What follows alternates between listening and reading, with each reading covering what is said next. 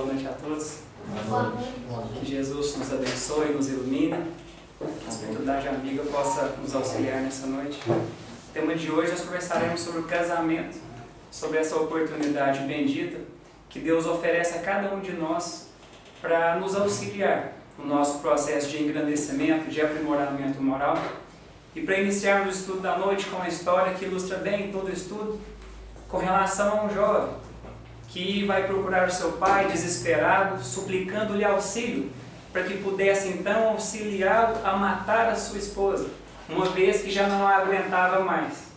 E esse pai, que muito amava aquele seu filho, se prontifica de imediato a auxiliá-lo. E vai até a cozinha, pega um pote com um pó branco, que era um veneno, e entrega a esse jovem e orienta que seu filho deveria então a colocar um pouco diariamente nas refeições da sua esposa. Só que ele pede uma contrapartida a seu filho, para que ninguém descobrisse que foi ele o autor daquele crime, deveria então passar a respeitá-lo, a tratar bem, a cuidar bem dela, a ser mais paciente, mais tolerante, ao saírem de mãos dadas, que fizesse, ao sair na rua, que fizesse de mãos dadas para que ninguém desconfiasse que foi ele o autor daquele crime. E assim foi feito. Esse jovem retorna para sua casa e começa então a administrar aquele veneno diariamente na refeição da esposa. Passa-se então por volta de 15 dias, esse jovem retorna até seu pai novamente desesperado, suplicando-lhe novamente o auxílio. Ele diz assim: pai, o que nós podemos fazer para anular o efeito daquele veneno? Eu não quero mais que ela morra porque eu passei a amá-la. E o pai responde ao jovem: pode ficar tranquilo, meu filho. O que eu havia lhe dado era pó de arroz e ela não vai morrer, pois o veneno estava em você. Interessante nessa mensagem que a mudança que houve naquela relação não foi do outro, não foi daquela jovem, foi daquele que procurou então resolver de outra maneira. A partir do momento que cada um de nós fazemos uma reforma íntima, que passamos a tratar o outro bem, e como a vida é reativa, eu recebo o que dou a ela, ele passou a ter de volta aqueles sentimentos que ele passou a dar à sua esposa. E não que ele passou a se dar a amá-la, mas passou a se dar conta de um sentimento que ele já tinha e que havia ficado obscurecido pela indiferença que todos nós criamos a partir de um certo tempo que passamos a conviver com aquela pessoa. Então, essa zona de conforto da indiferença faz com que tenhamos esses sentimentos. Atitudes positivas geram sentimentos positivos. E a partir do momento que eu passo a respeitar, a amar, a perdoar, eu passo a receber aquilo de volta. Sempre quando, ou a maioria das vezes que nós conversamos com as pessoas com relação a casamento, sempre um reclama do outro, aponta no outro como a causa de dificuldades naquela relação. Eu ainda não vi alguém que tenha chegado para mim e dito assim: olha, casamento é complicado, relação a dois, mas o problema está em mim, eu preciso melhorar, me reformar. O que as pessoas geralmente fazem? Nossa, casar é difícil demais. Você tem que ver a minha esposa.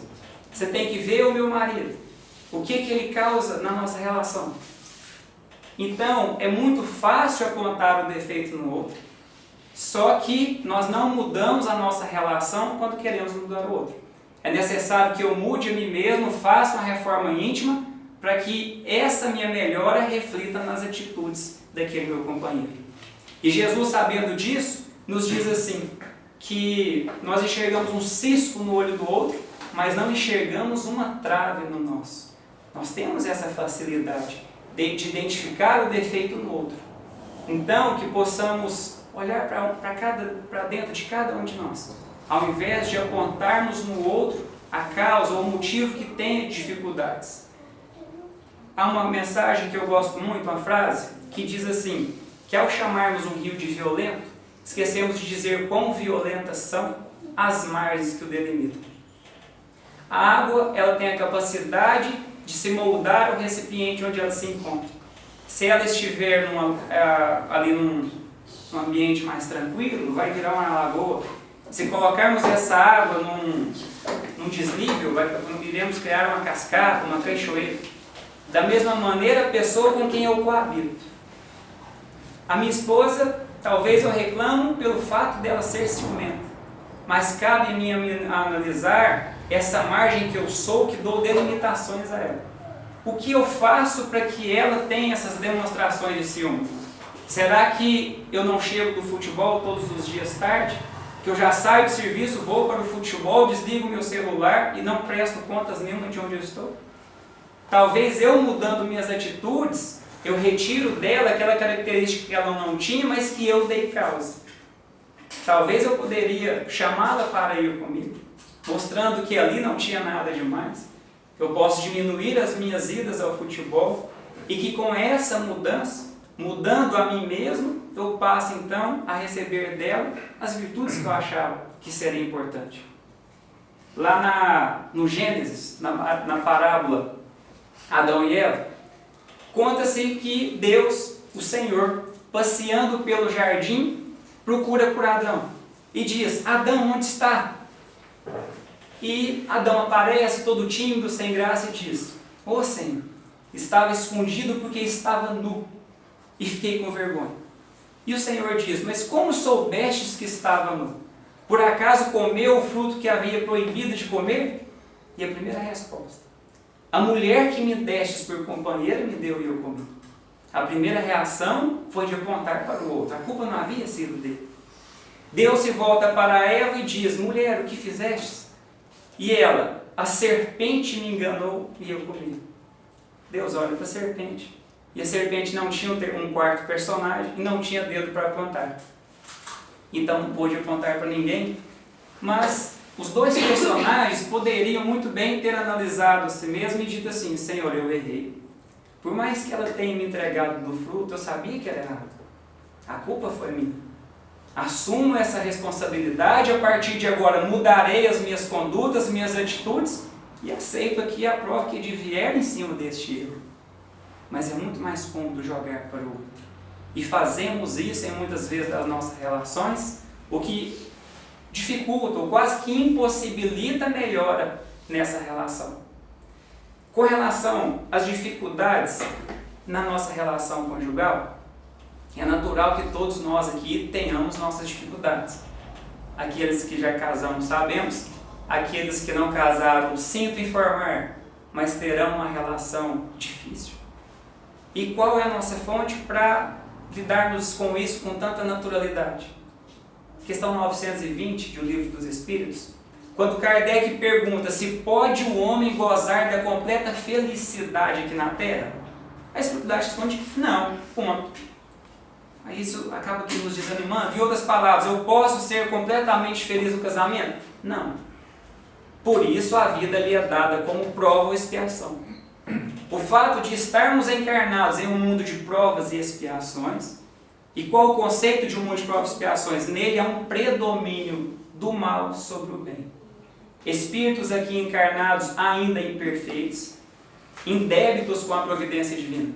Então eu estou em débito, tenho minhas limitações, assim também como minha esposa tem. Mas isso não é para ninguém desanimar, nem eu deixar de casar por esse motivo. Porque a continuidade da questão, ela é mais motivadora. Dele, porém, cabe a suavização dos males e de sermos tão felizes quanto possível na terra. Jesus já dizia: meu reino não é deste mundo, a felicidade não é deste mundo. Mas cada um de nós podemos buscar suavizarmos essas dificuldades.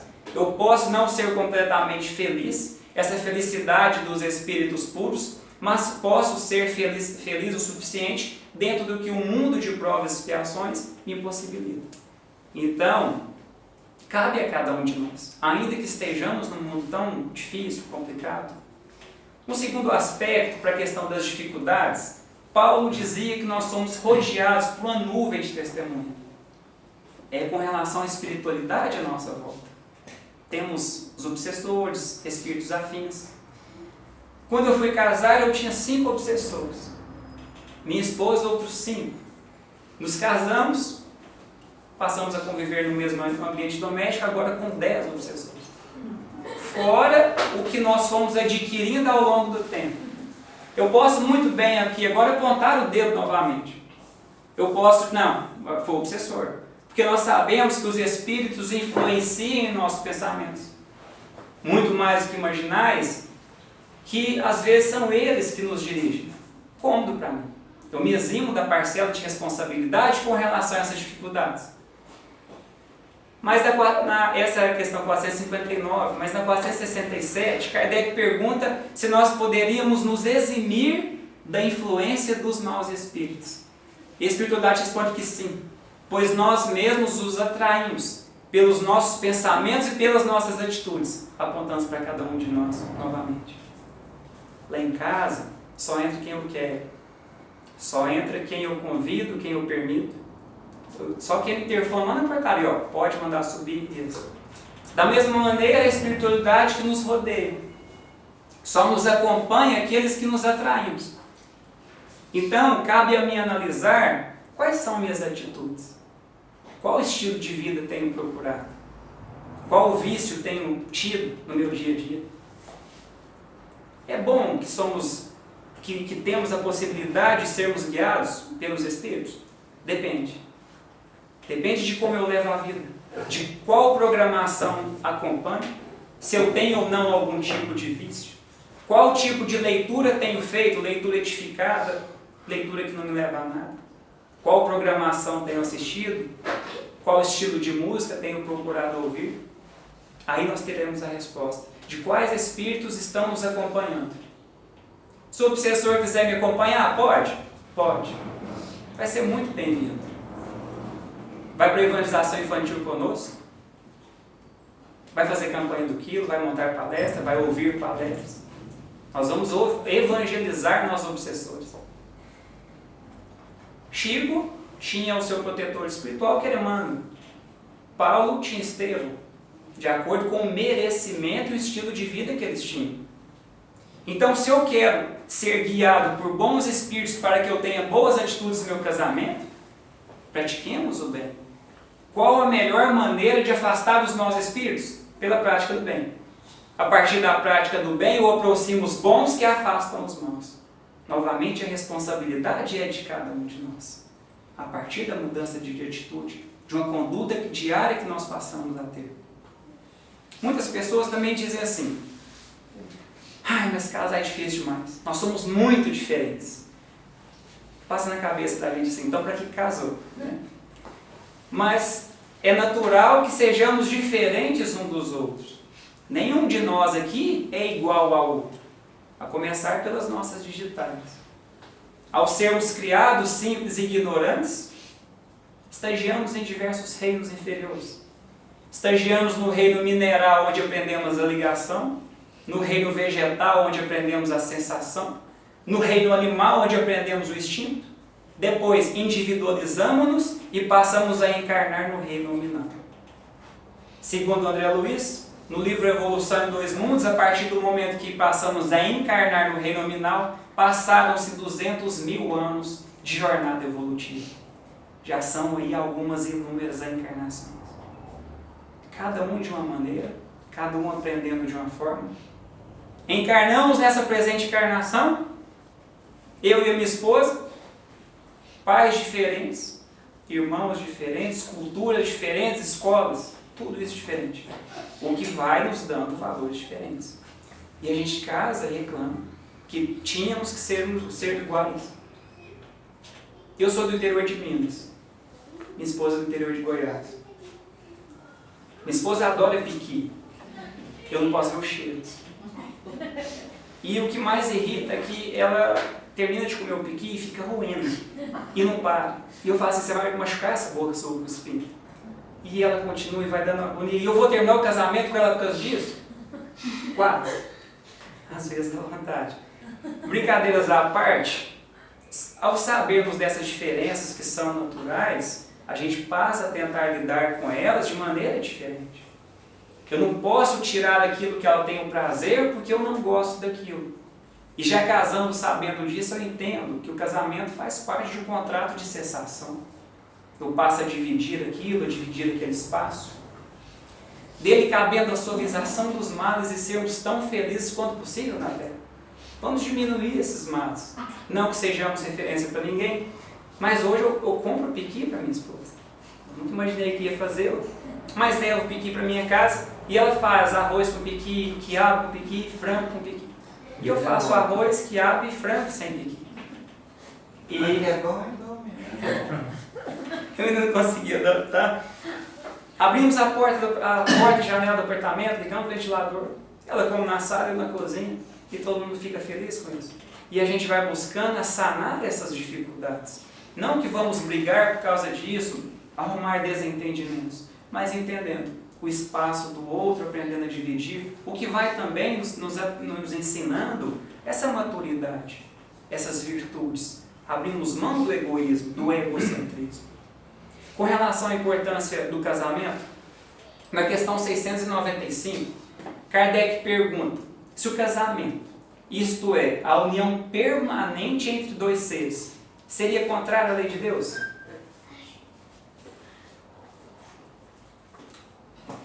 A espiritualidade responde: é uma marcha do progresso à humanidade. Vejamos então o que a espiritualidade superior nos conta com relação ao casamento. A marcha do progresso. Na 132, Kardec pergunta: qual o objetivo da encarnação dos espíritos? Deus vos impõe a encarnação com o objetivo de fazê-los progredir.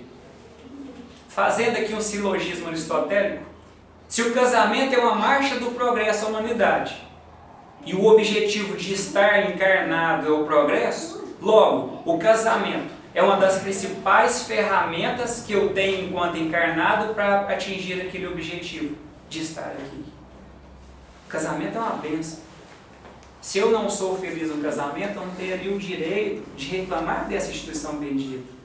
Eu poderia dizer assim: casamento é maravilhoso. Eu não servi para o casamento, mas ele é uma bênção.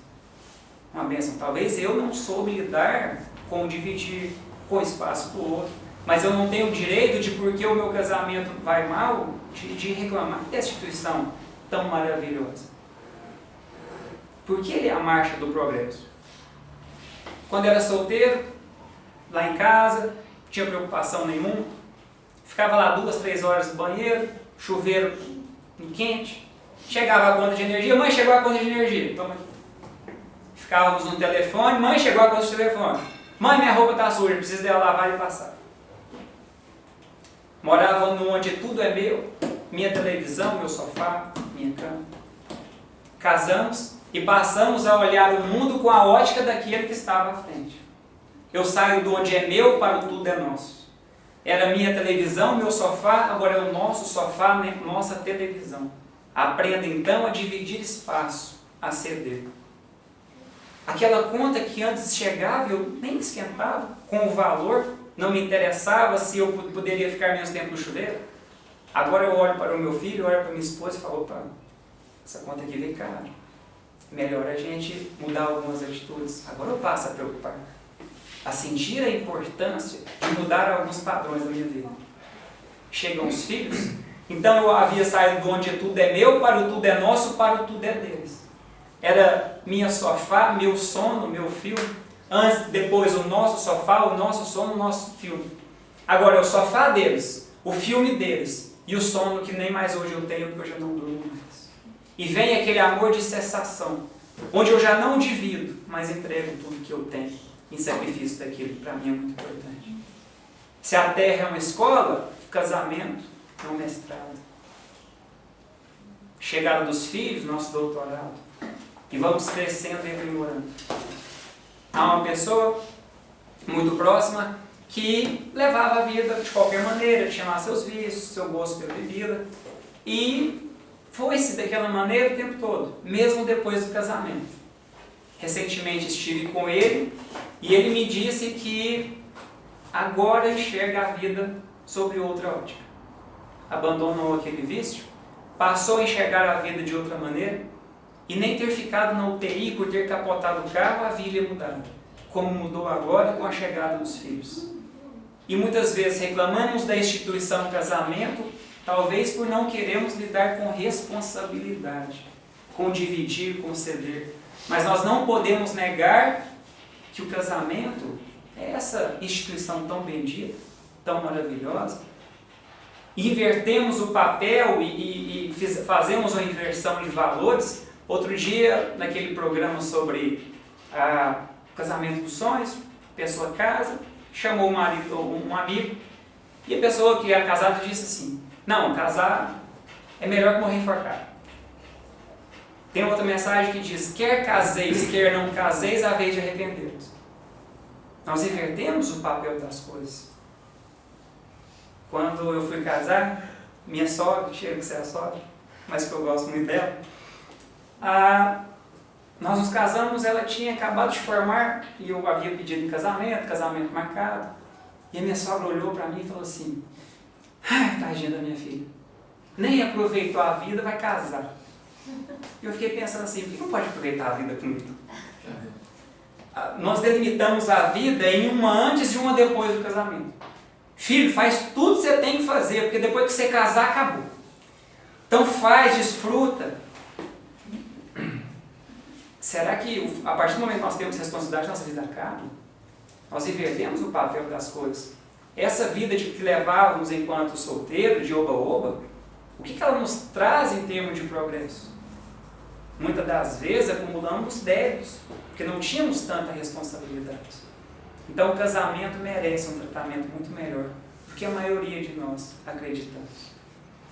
Com relação a algumas sugestões que poderiam muito nos auxiliar no processo de melhora, lá na questão 919, Kardec pergunta assim, de O Livro dos Espíritos: qual o meio prático que tem o homem de se melhorar nessa vida e evitar o arrastamento ao mal?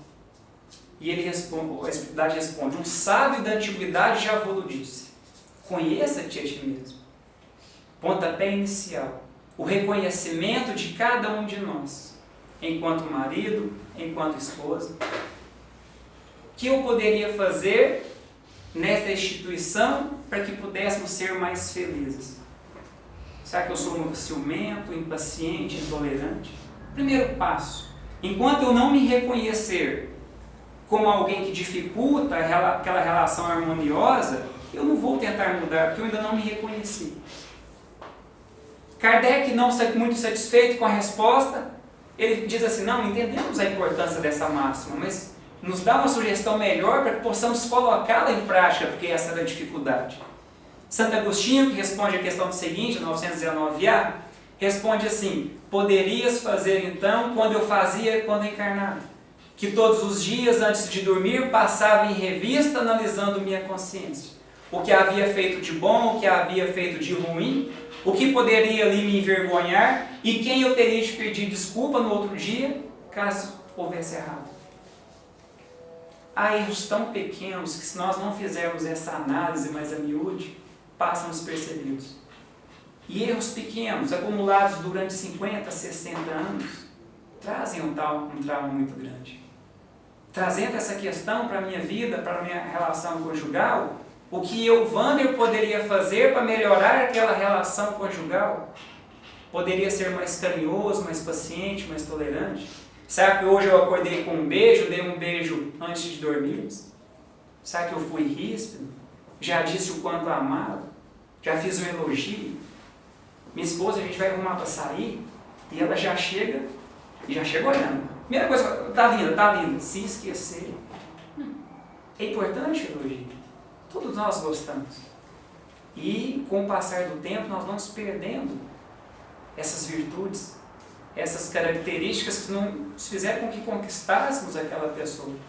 Vamos entrando nessa zona de conforto da indiferença e o casamento fica muito mais difícil agindo dessa maneira.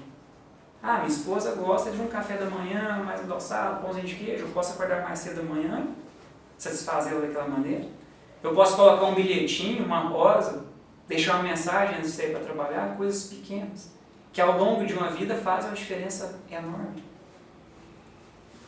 Eu tenho, não a esposa que eu tenho, mas a esposa que eu crio para mim. Eu posso ter a pior esposa do mundo, mas a partir de um processo de mudança, de reforma íntima, ter a melhor esposa do mundo. Simplesmente com a força do pensamento.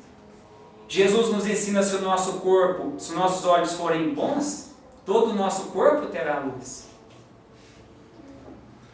Se eu abaixo a cabeça para enxergar pedra, eu vou achar somente pedra. Questão de pontos de vista. Certa vez eu vi duas crianças olhando para o horizonte onde havia uma árvore muito bonita.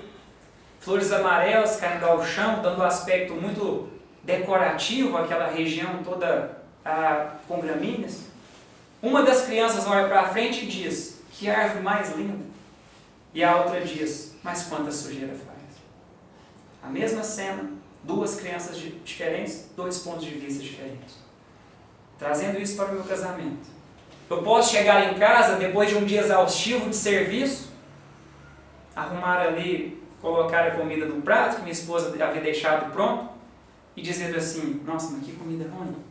Trabalhei o dia todo, coloco o dinheiro aqui em casa para comer isso.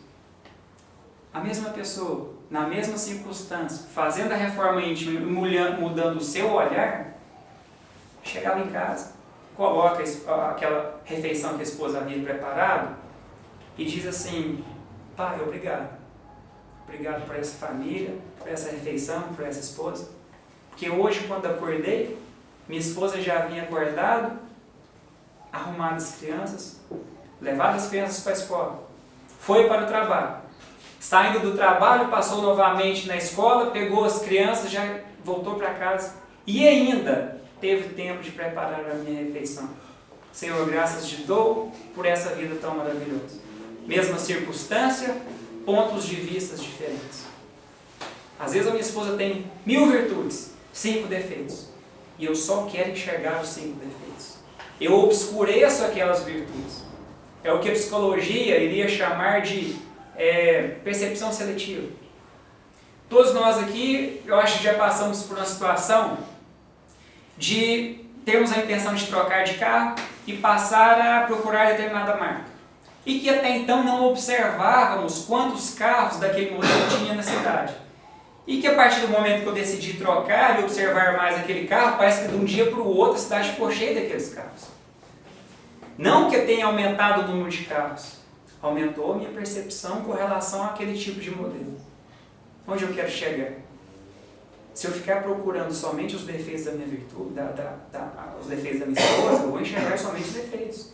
E eles crescerão de maneira exponencial que superarão o número de virtudes. De outra maneira, eu posso ter uma esposa muito difícil, igual a mim, brincadeira, eu posso tentar enxergar somente as virtudes, ainda que tenha 1 milhão de defeitos, e transformar ela numa princesa, a partir dessa mudança do nosso olhar. O Espírito Gúbio, instrutor de André Luiz no livro Libertação, vai nos dizer ou ensinar sobre a importância do pensamento. Ele nos diz que o pensamento é uma força tão forte e criadora que eu posso ter a minha saúde plena e desenvolver uma doença a partir da força do pensamento. Pensando de maneira negativa, desenvolver uma depressão, uma predisposição ao suicídio. De outra maneira, eu posso ser uma pessoa enferma e ao pensar de maneira positiva e acreditar que eu posso me curar daquela doença, eu curo daquela doença. É como se fosse o placebo, um princípio farmacológico, em que o médico prescreve e administra determinada medicação para a pessoa, sem princípio ativo nenhum, farinha de trigo. E pelo fato daquela pessoa tomar aquela medicação, ela cura, porque acreditou que aquele remédio teria um efeito sobre a doença daquela pessoa. Então a força do meu pensamento é tão forte que eu posso ter uma pessoa muito difícil convivendo comigo, mas que eu passo a acreditar que ela é uma pessoa maravilhosa, que ela me presenteou com os maiores tesouros que eu tenho na vida, que são os meus filhos, com quem fiz um planejamento, com quem está há anos do meu lado. Eu posso então transformar aquela pessoa em alguém muito melhor, com a mudança de pensamento, com a boa vontade, ao invés de ficar procurando defeitos, dificuldades na nossa relação. Uma outra sugestão, na oração de Padre Zezinho, ele conta que certa vez uma criança lhe parou e perguntou o que era preciso para ser feliz. Vou pedir autorização ao Padre Zezinho para acrescentar só 2 palavras: no casamento. amar como Jesus amou, sonhar como Jesus sonhou, viver como Jesus viveu, sentir o que Jesus sentia. E ao chegar ao final de uma vida, eu teria tido um casamento muito mais feliz. Convidemos Jesus para essa festa. Diariamente, através das nossas orações diárias, através das nossas atitudes no bem, semanalmente, através do culto no lar, como ele nos ensina, onde tiver 2 ou mais pessoas reunidas em meu nome, que lá ele estaria.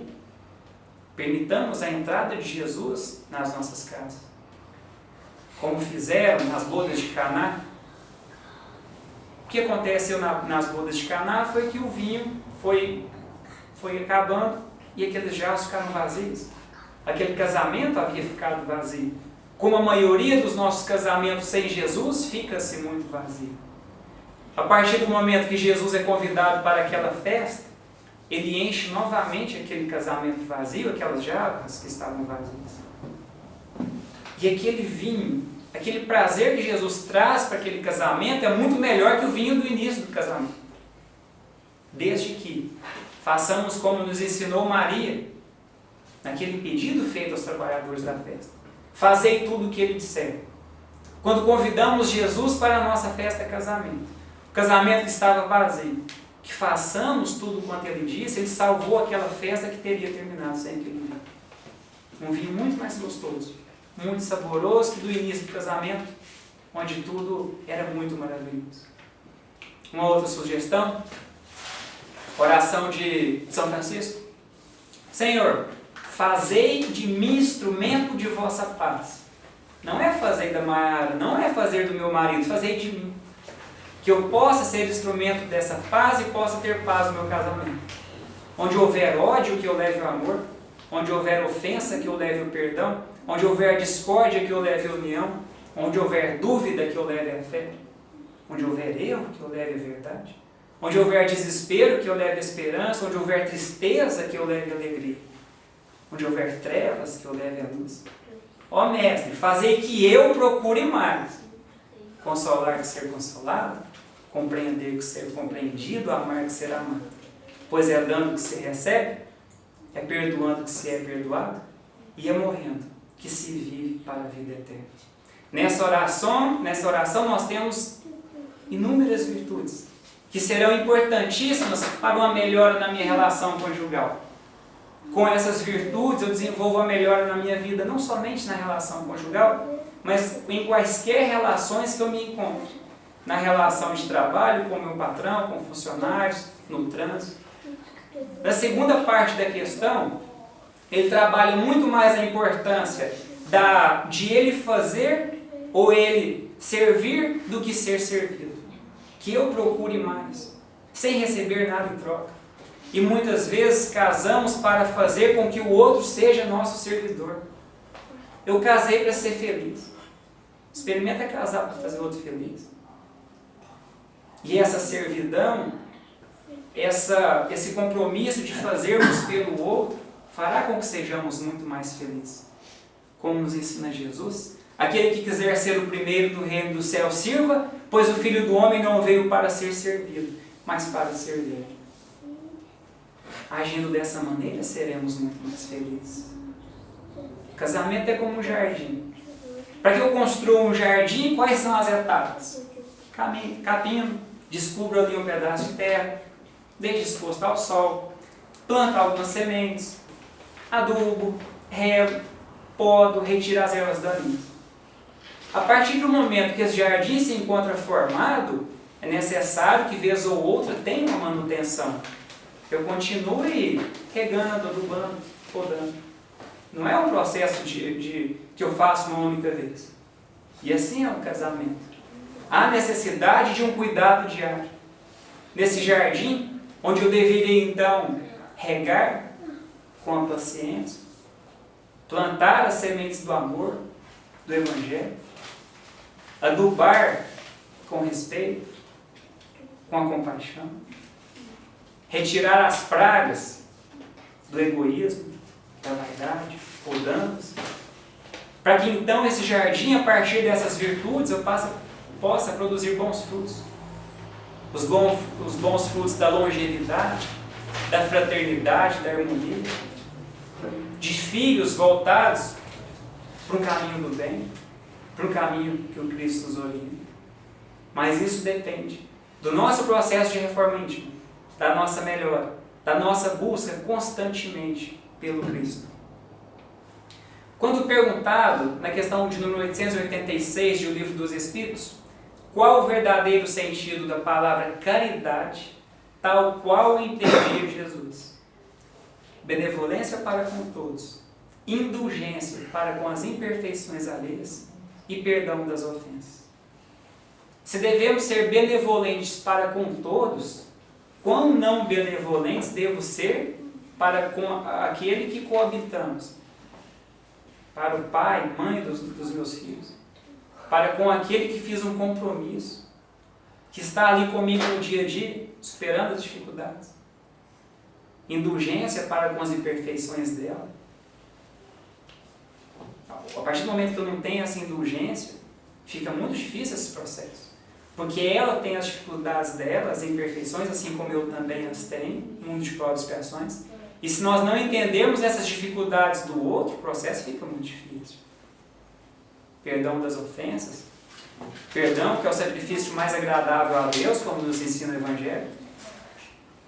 Quer aprender a perdoar? Casa. Não quer aprender a perdoar? Espera um pouco. Espera um pouco e começa no primeiro dia. Começa na lua de dia. Então é necessário que tenha esse perdão. Então o casamento nos propicia, nos beneficia com essa série de virtudes, que talvez sem ele, teríamos de passar por outras dificuldades, talvez, para que pudesse desenvolvê-las. A importância do diálogo, de sabermos ouvir. Muitas vezes queremos só falar, e eu que o diga. Agora, saber que o outro também tem necessidade de falar.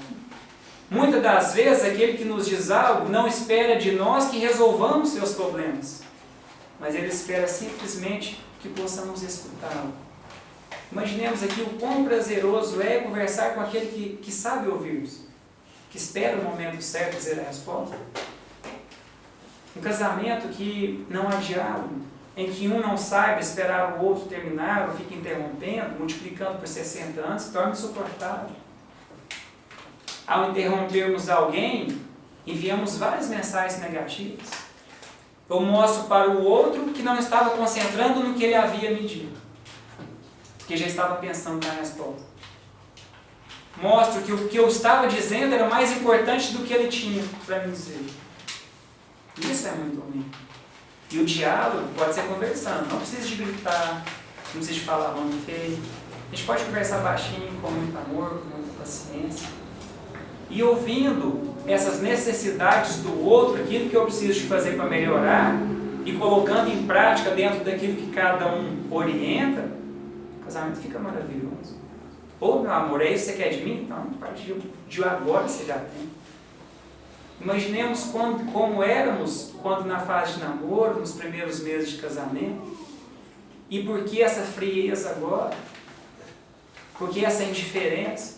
André Luiz vai nos dizer, tanto no livro Espírito da Verdade,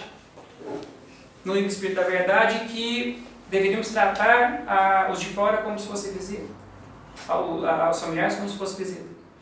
Porque nós tratamos os de fora muito bem, e aqueles com quem passamos muito tempo nos tornamos indiferentes. Por que não tratar todos de maneira muito positiva e harmoniosa? Outro dia eu vi uma reportagem, dentro do Servir, que homens que lavavam pratos eram mais felizes. Foi feito esse estudo na Suécia e acompanharam por 26 anos 720 famílias. Sempre quando eu falo isso a gente vê, Não sei por quê. Então sempre que... Com relação a esse estudo, acompanhou-se então esses familiares. E ao final de 26 anos, eu fico pensando na paciência daquelas pessoas que participaram desse projeto, que os maridos que lavavam pratos, que auxiliavam as suas esposas, desenvolveram menos doenças ligadas à mente. Menos ansiedades, menos depressão, menos esses tipos de distúrbios. Da mesma maneira, as suas esposas. E aqueles maridos que não auxiliavam desenvolveram mais esse tipo de doença. Não que lavar prato seja uma atividade prazerosa, não que eu goste muito, mas imaginemos aqui a circunstância. Aquele que lava um prato, ele executa aquele ensinamento: façais aos outros aquilo que gostaria que vos fizesse. Então aquela esposa que vê o marido lavando o prato, que não deixa ali tudo para ela, que não a sobrecarrega, ele recebe de volta a gratidão, a compaixão. Nossa, que homem mais lindo, vem aqui, me ajuda. Diferente daquela esposa que chega lá, tem aquilo tudo e ele não ajuda com nada. Essa é a consequência do servir. Em vez de sentar ali no recanto guerreiro, agora eu tenho que ter tudo. Não. O mundo mudou muito. A mulher alcançou agora o mercado de trabalho e vem superando cada vez. Então, se a mulher saiu de casa para trabalhar, que possamos dar um pouco de nós também agora dentro de casa, que não nos custa nada. Jesus nos ensina: conhecereis a verdade e a verdade vos tornará livres. Quando nós sabemos que aquela pessoa com quem hoje eu me casei, fiz um compromisso no plano espiritual antes de encarnar, eu passo a entender melhor o porquê de estar com ela, o porquê dessas dificuldades. Não fico olhando para o lado dizendo assim: eu podia ter casado com o irmão dele, tão mais calmo, tão mais tranquilo. Nós tomamos os remédios pelos quais precisamos. Se eu tenho um câncer, eu não vou tomar um anti-inflamatório, é quimioterapia e radioterapia. Então, se nós temos um esposo difícil, é porque aquilo que deveria ser trabalhado em cada um de nós também era difícil. Talvez aquele marido, aquela esposa que eu tanto reclamo hoje, foi meu filho, minha filha na encarnação passada, e que talvez eu não tenha tido tanto entusiasmo em educá-lo. E que hoje eu tenho que chupar aquele limão que eu ofereci para a vida. Do contrário, se eu tivesse educado, dado amor e atenção, hoje eu tinha atraído para mim uma pessoa com mais virtudes, talvez. Com relação aos tipos de amores, há um amor que os gregos chamavam amor eros, que é um amor ligado à sensualidade, ao desejo físico. Um outro amor que os gregos chamam de filio, é um sentimento fraterno, por familiares, amigos, e que nesse sentimento há uma condicionalidade. Eu gosto de você, você gosta de mim. Eu te trato bem se você trata bem, eu te ligo, você me liga. Se você não responder o recadinho no WhatsApp, eu também não respondo. Busquemos todos nós, cônjuges, o amor ágape, um amor incondicional, que eu te amo independente de você me amar. Eu vou cuidar de você independente de reciprocidade. É aquele sentimento que nós vemos de alguns casais que passam anos de uma pessoa acompanhar da outra no hospital. Muitas vezes em estado vegetativo, que ela só doa. Ela já não recebe um carinho, uma palavra amiga, mas no entanto está ali. É desinteressado, não cobra. Como nos mostra lá no filme Diário de uma Paixão, acho bonita a mensagem final, que um casal que fica durante o filme, a mulher desenvolve-se então Alzheimer e vai morar no hospital. E os filhos vão visitar os pais e essa mulher já não reconhece nem o marido e os filhos. E os filhos dizem assim ao pai: pai, por que você não volta a morar conosco? A mamãe já não nos reconhece. E ele diz assim: não, vocês não entendem, vocês não estão entendendo como é que são as coisas. Eu amo sua mãe, ela é a razão da minha vida. Independente dela me reconhecer, eu sou feliz por ela existir. Não precisa dessa reciprocidade. É o amor que Paulo nos ensina na carta aos Coríntios. O amor não se ufana, o amor não se ensoberbece, o amor não se arde em ciúme. O amor tudo sofre, o amor tudo pode, o amor tudo crê, o amor jamais se acaba. Para encerrarmos com a passagem do Cristo, quando ele nos ensina: aquele que ouve as minhas palavras e as pratica é como um homem prudente, que edificou as suas casas sobre a rocha. Vieram os ventos, vieram as tempestades, e essa casa continuou de pé. Aquele, no entanto, que ouve as minhas palavras e não as pratica é como um homem insensato, que edificou a sua casa sobre a areia. Vieram os ventos, vieram as tempestades, e essa casa caiu e a ruína foi total. Que possamos edificar verdadeiramente a nossa casa sobre a rocha chamada Evangelho. Que Jesus possa ser o primeiro convidado para esse banquete. No mundo de provas e expiações é natural que venham então tempestades e ventanias. Mas se essa casa estiver edificada sobre a rocha chamada Evangelho, convivência, com oração, se acreditarmos no Cristo, independente do mundo que esteja à minha volta, esse casamento continuará de pé, porque estará fundado sobre essa rocha chamada Evangelho. Gostaria de agradecer a casa, o carinho de sempre, a Pérola pelo convite, que Jesus possa iluminar não só o casamento de cada um, mas a vida de maneira geral, e que possamos buscar sempre no Cristo as mensagens consoladoras para as nossas vidas de maneira geral, e que possamos ter um casamento abençoado, porque a partir de um casamento abençoado e harmonioso, teremos também filhos mais harmoniosos, um mundo melhor, com menos maldade, porque tudo começa no seio da família, com esse pontapé inicial que é o casamento. Jesus ilumina o caminho de cada um. Amém. Maravilhoso.